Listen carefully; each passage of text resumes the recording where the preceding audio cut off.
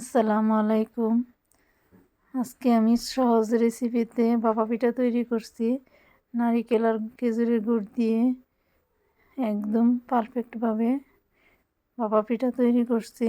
কীভাবে করি, এখানে আমি আতপ চালের গুঁড়া নিয়েছি, নিয়ে স্বাদ মতো লবণ দিয়ে ভালো করে মেখে নিয়েছি।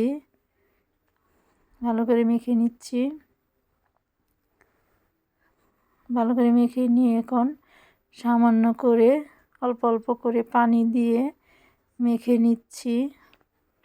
অল্প অল্প করে পানি দিয়ে মেখে নিলে এরকম মুঠো হলে, মানে যখন মুঠো করলে দলা পকে যাবে, তখন মনে হবে যে গোলাটা পারফেক্ট হয়েছে। তখন এরকম একটা চালনি দিয়ে ভালো করে আমি চেলে নিচ্ছি। এরকম একটা চালনি দিয়ে আস্তে আস্তে অল্প অল্প করে আমি গুঁড়ি চেলে নিচ্ছি। চালের গুঁড়াটা যখন চেলে নেওয়া হয়ে যাবে, আস্তে আস্তে করে সবগুলাই আমি চেলে নিচ্ছি। যে এরকম করে চেলে নেওয়া হয়ে গেছে। এখন আমি ভালো করে চেলে নিয়েছি। এখন আমি পিঠাটা তৈরি করে নেব। এখানে আমি চাউলের গুঁড়ি দিয়েছি আর নারিকেল দিয়ে দিব। অল্প করে নারিকেল দিয়েছি আর খেজুরের গুড় দিয়ে দিব। এখন মাঝখানে খেজুরের গুড় দিয়ে দিচ্ছি আর নারিকেল দিয়ে দিচ্ছি।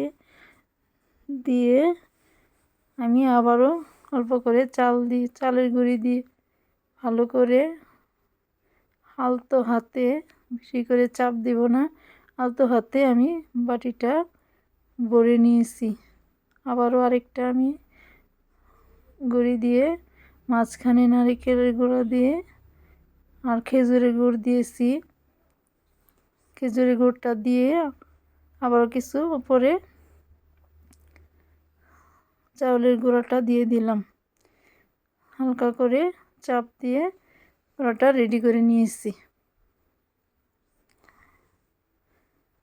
আমি 3টা পিঠা একসাথে হয় এরকম একটা পাতিল বসিয়ে দিয়েছি। ওই পাতিলে আমি এখন পিঠাগুলি দিয়ে দিব। আমি 2টি পিঠা দিয়েছি, এখন আরেকটি পিঠা দিয়ে নামিয়ে নিব।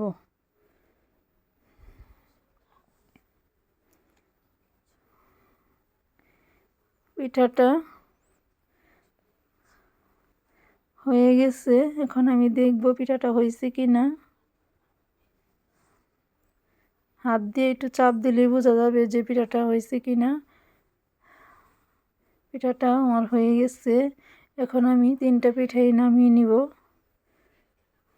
3টা পিঠা একসাথেই হয়ে গেল।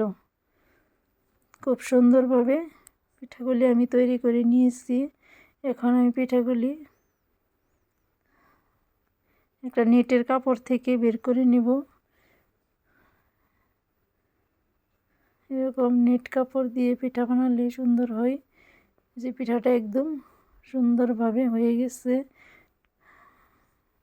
এরকম শীতে ভাপা পিঠা খেতে, খেজুরের গুড় নারকেল দিয়ে ভাপা পিঠা খেতে খুবই ভালো লাগে। আপনারা এভাবে খেতে পারেন।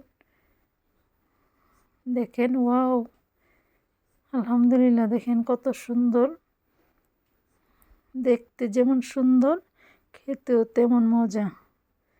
খুবই ভালো লেগেছে পিঠাগুলি খেতে। ভিডিওটি যদি ভালো লাগে, আসসালামু আলাইকুম।